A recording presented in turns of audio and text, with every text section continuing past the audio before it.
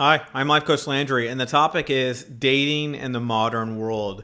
I have a message here from a YouTube creator who has her own channel. Her name's Tranquility, and she asks, Coach, I have a question for you. For those of us entering the dating world, do you think that we are doomed so far as finding someone who is not a narcissist or a horn dog? I quit going on dating sites because, frankly, it was horrible, and I'm an empath. And narcs can find me like sharks find blood in the water. Both of my parents are narcs, and that isn't on the short list of what's wrong with them. Every person I met online were social rejects, narcs, and some women are so loose sexually that they all expect it on the first date and get pissed when I don't spread like peanut butter. I stopped being there for them, and now I spoil the hell out of myself for a change, and I love it.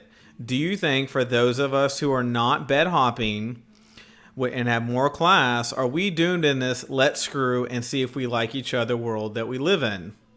Well, Tranquility, it's a good question. The first thing I would tell you is if you're worried about narcissists and spotting them, go watch my video on how to spot a narcissist in 3 steps. That'll help you filter. So the first thing I want to tell you is I'm going to take you section by section on what you had to say. Your first part about, not finding a narcissist or a horn dog is you just need to learn to spot a narcissist. You can spot a narcissist in one conversation and never talk to them again. Okay. So if that's your concern, then you just need to have a better filter if you've had too many get in. And you telling me that they find you like sharks find blood in the water. My question to you would be, how's your profile written? What kinds of things do you say? And what is your filter process for when you do get contacted on how you're filtering through the men that you're meeting? Okay.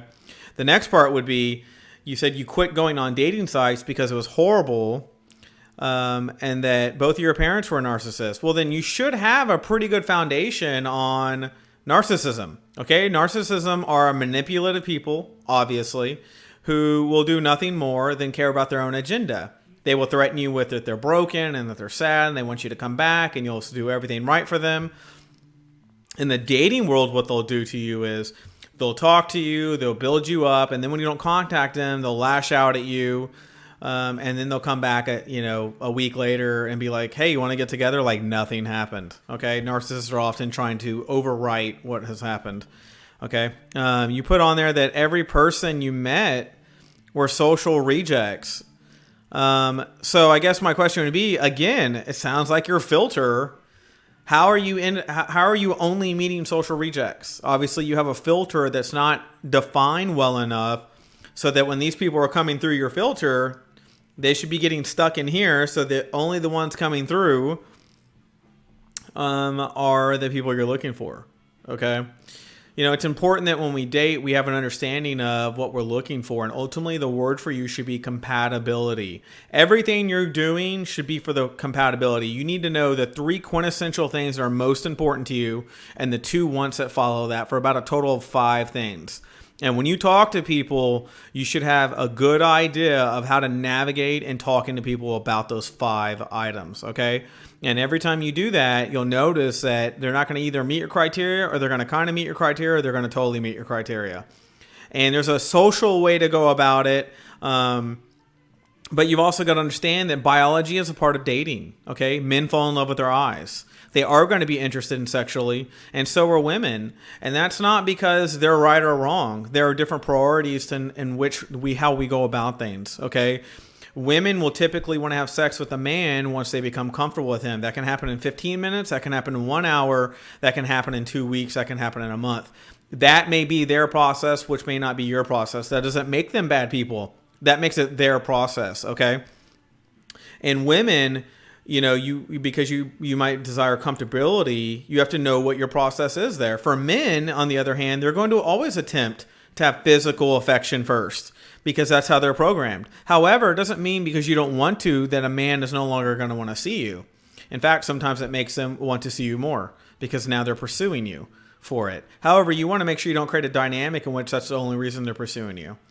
So I would address what you say by telling you your filter needs to be rock solid and improved. And it sounds like you need to work on yourself a little bit so that you can handle when those things happen. Okay.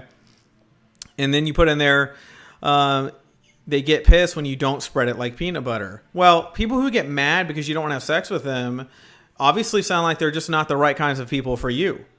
Okay, you have to remember, just because we have bad experiences with somebody doesn't mean that person is a bad person in general. It means they're not a person for us. Okay, we're all unique. We're indifferent.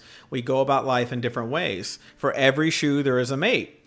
So when you say, are we doomed? Of course you're not doomed. In fact, go watch my video. It's called, Will I Be Alone Forever?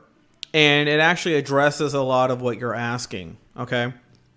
And, we need to make sure that when we go out dating, that we are dating in areas that are comfortable and mimic and are parallel to our beliefs, okay? So I tell people, don't go to bars for dates, okay? If you're going to go on a date, meet for coffee, okay? Don't go to a dinner because it's too formal. It requires too much commitment to a table, waiting for the meal, waiting for the check. And if you're not comfortable, it just doesn't feel good for anybody, okay? On the other hand of that, you don't want to go to a movie. There's no communicating during a movie. Why would you want to sit there for 2 hours when you're there to connect? Okay, so it doesn't make any sense. So quick tidbits for you is when you get online, check your profile, look how it's written, and think about it. What kind of people would read what I say? Don't type a novel. Just type, keep it clean and simple about what you're looking for, what you're about, and that's it. And ask them to contact you if anything that you write is of interest to them. It's really important that we all understand that the number one thing we're looking for when we're dating is compatibility. And you put in here that you say you started focusing on yourself and taking care of yourself. Well, what I would tell you is, what do you think dating is? Dating is for you, right? You desire something, so that's why you're dating.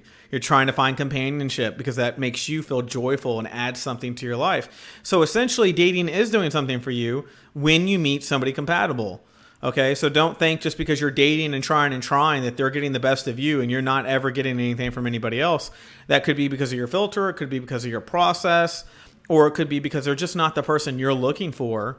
And you just need to hone in and, gather yourself when it comes to those kind of thoughts. Check your profile. Look at how you're investing your time into people. Look at how you're asking questions. Look at the type of questions you're asking and see if those are equaling what you're actually looking for. In the end, you don't want to go on a date and just have a bunch of check boxes, but you do want to accomplish something when you date. And when it comes to sex, you need to, if you're the kind of person that you need to feel very comfortable, and that's time-based and not experience-based, okay? I tell most people, go with the experience. If you're comfortable with someone and you have sex on the first date, they're going to call you, whether you have sex with them or not, the first night or, the 11th date, it doesn't matter. When people like you and there's a connection, they want to see you again, regardless of what happens during the first experience. Okay, so I hope this information was helpful to you. If you're struggling with this personally, you can contact me at the email below. And if you're just someone who has experienced this, leave some comments below for people like Tranquility so she can know your experience. And the more knowledge we all share, the better we're going to be. Okay, talk to you soon.